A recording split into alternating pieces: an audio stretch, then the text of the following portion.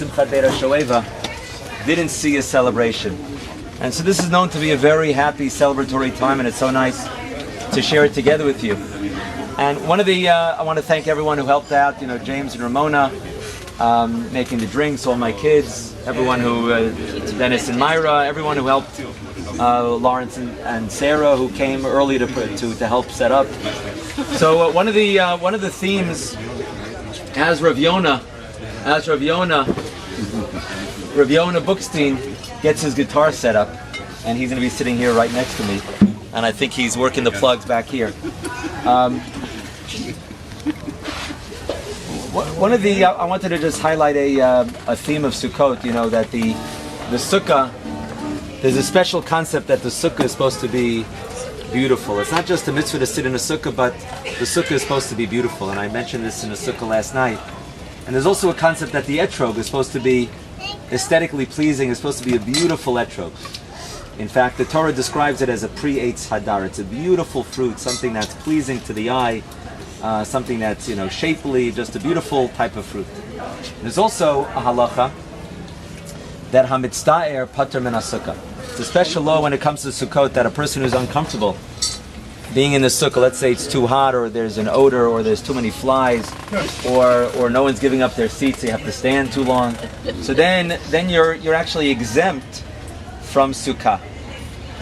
And what these three halachot I think come to teach us when it comes to Sukkot, number one, that you're supposed to have a beautiful etrog. Number two is that you're supposed to have not just a sukkah but a beautiful sukkah. And number three, there's a concept of that if you're uncomfortable, if it's not pleasurable to be in the sukkah, so then the mitzvah doesn't apply. I think these three laws highlight the idea that on Sukkot is supposed to remind us and to get us thinking about the beauty and the joy of Judaism. And there's a joy in being Jewish because we're reminded there's a creator of the world that's above us. And if there's a creator of the world, so then there's a purpose to the world. And if there's a purpose to the world, so then we have to try to figure out our purpose, where we fit into that purpose. And so that gives us a feeling of meaning and purpose when we know there's a purpose to the world.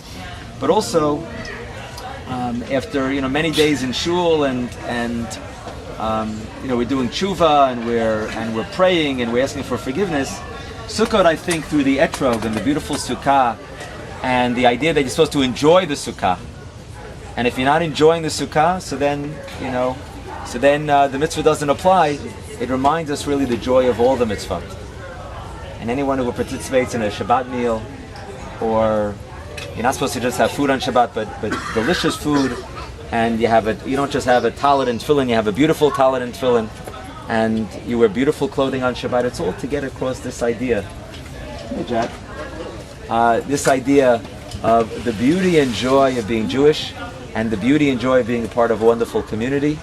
And so that's why it's so enjoyable to have all of you here to celebrate together the Simchat Beira Shoeva, which is just to celebrate water, which means to taking pleasure in the simple things of life, but also taking pleasure in the beauty and joy of Yiddishkeit. It's not just about do's and don'ts, but it's really a beautiful system that brings joy and meaning to our lives. So thanks for celebrating Sukkot here. And the idea is to have some ruach. We got here Rabbi Alfasi and Jeff. These are the big hitters because these are the people who are going to help bring ruach. So and then we'll sing a little bit. And Rav Yonah, I know you.